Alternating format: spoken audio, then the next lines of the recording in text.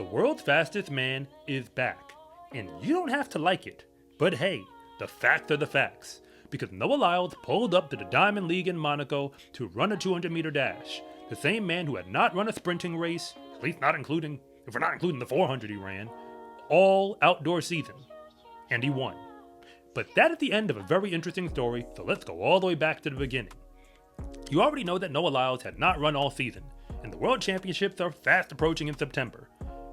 But if you factor in who is in this field, which I'm just going to rattle off from memory, let's deal with it. Letsile Tebogo is the Olympic gold medalist in the 200, and he is the reigning world leader.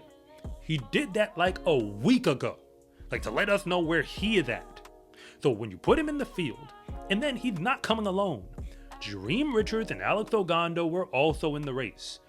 Both of them were basically world leaders, like they ran the same time, almost down to the thousandths at Grand Slam track, like, earlier in the season, but that was 19.86 seconds. And then you also got Maka Sharamba, who was in the Olympic final for the 200, in case you weren't paying attention. All of them were on the starting line, and Noah Lyles still got the victory. 19.88 seconds into a negative 0.9 wind. Now, for the record, I'm just going to go out on a limb and say that wind factors for the 200 are a little irregular. Speaking as a sprinter, whose run scene is like season best performances into minus headwinds, it's a little bit wonky as far as like evaluating wind between positive and negative, specifically on the two, because there's a turn and then a straight. But hey, it is what it is. That's what we got on the results. But what matters most is Noah Lyles got the victory. If he was ever going to lose a regular season race, like I guess that's what we'd call this, if it was ever going to happen, because he hasn't done it, like he hasn't lost the 200, that was a non-Olympic final. Like he hasn't lost one between 2021 and now. And apparently he didn't feel like doing it at this moment either. But if he was going to lose, this would have been the moment. Like he had an excuse. He hadn't run an entire season. So what you really need to process is that 19.88 seconds against that field, that moment, is essentially Noah Lyles just getting warmed up. It means that, yeah, you're going to have to go through him if you want to win anything at the Worlds, in the 200 and the 100. Because if he can run that well, because he came off the turn basically in front, and then just held it, which is, again, what we expect him to do if you've seen him run. But the fact that he did it again under these circumstances, we can just, stop pretending that he isn't who he is. The thing about Noah Lyles is that people don't actually get it. Like, again, whether you like him, whether you think he says the best things in interviews or is promoting the sport the best way, everybody has their thoughts. But what you can't say is that Noah Lyles is not one of the generational talents that we have. He's not Usain Bolt, he's something else. And that's across the board. But this version of something else looks like this, where if you are a sprinter in the world, you really have to ask yourself, which is a scary idea? Like, which one is worse? Do you want to be in a race with Usain Bolt running away from you while you're doing everything that you possibly can? Or do you want to be in a race with Noah Lyles, where he's going to sneak past you at the line, even though you're doing the exact same thing? But if you're new here, I want to say thank you for even making it this far into the video. And I'm Coach Rob, and if you really want to know what's going on with the fastest athletes in the world, then you are in the right place.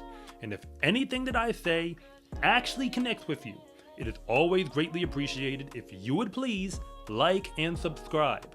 But if I don't, just let me know in the comment section, because I try to read them all. In this 200, all of these guys, if you check their matchup records with Noah Lyles, they basically don't win. Like, he's raced Alex Ogando 8 times, and he's never lost to Alex Ogando. Now it's 9. I'm not saying that Letsile Tebogo is not an amazing talent, but he really believed he was going to win this race. And the same way he had just run at the Prefontaine, the way that I saw him competitively going at it with Courtney Lindsay, where he never really thought that Courtney Lindsay was going to hold him off. This was the same approach. The difference was Noah Lyles and Courtney Lindsay are not the same sprinter. I did a video earlier this year. Like, when I say earlier, I mean like within the last month. Because Noah Lyles had not run for so long that people were acting as if he was never going to. People start saying things on the internet saying Noah is washed, he's gonna have nothing left at Worlds, and like all of these ideas, like I get it, we have to see athletes in form. But you have it now. He's back in form.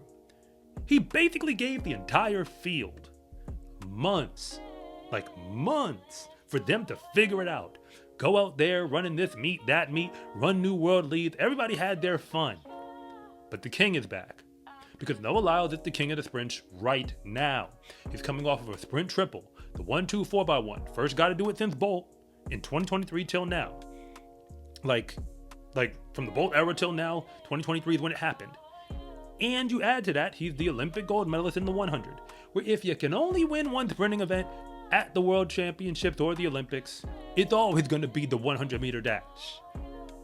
Noah Lyles is a real one. The interviews, I mean, I say a lot about him. I mean, the commentary, you know, like how he promotes the brand.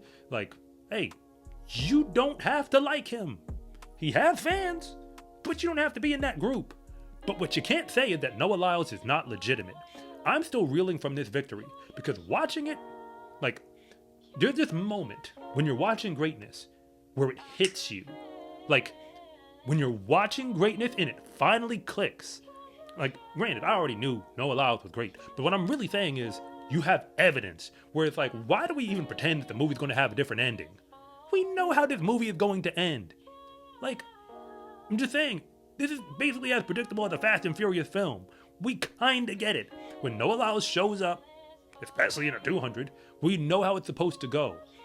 Before the Olympics this past year in 2024, when it came to the 200, Noah Lyles was winning with a foregone conclusion. The reason why I believe he was really affected to not win is Noah Lyles never comes off of a turn in anything less than first in a 200. Like, if you've watched his career from the time he turned pro, generally speaking, especially from 2018 till now, he doesn't come off as anything less than in front. And then he did it 3 times straight in the Olympic Games, like the prelims, the semis, and the finals. Something wasn't right. I'm not saying Letsile didn't win. What I'm saying is Letsile is going to have to back it up again. Because now that you just lost to Noah Lyles like this, because we know Letsile didn't just run slow, the rest of the field was highly competitive and he beat them, which makes sense. He's better than all of those men. But we don't know if he's better than Noah Lyles. The only time we've seen him beat Noah is the time where, at least on the boards, Noah wasn't 100% of himself. You can feel how you feel about it, but now you got new evidence. Noah Lyles is here, and apparently he's not going anywhere. I don't need to see much else. If he can come off the bench, not even, like he wasn't even in the building, and run like this, like off the rip, what y'all plan on doing? The Worlds, like in the 100 and the 200, even though I haven't seen him in the 100, I'm going to go on a limb and say this part. We know one of those final spots is gone in both of those events. I don't know if Noah Lyles is going to win. I don't know even what color medal he's going to get, although I have my speculations if you can tell how this video was going. I do know that he's going to be in that final, so everybody else is just running for one of the other spots, because Noah Lyles is back, and he is still the fastest man in the world this side of Usain Bolt. Deal with it. In the sport of track and field, confidence is everything, because when you win, that is just the moment when everybody else finds out what you already knew to be true, that fast is a lifestyle. Get your Fast is a Lifestyle track and field gear at scarecruiting.com/shop or use the link in the description below. It's a huge support to me and this channel, so I can continue to make you more content like this. And remember, it is always greatly appreciated if you would please like and subscribe.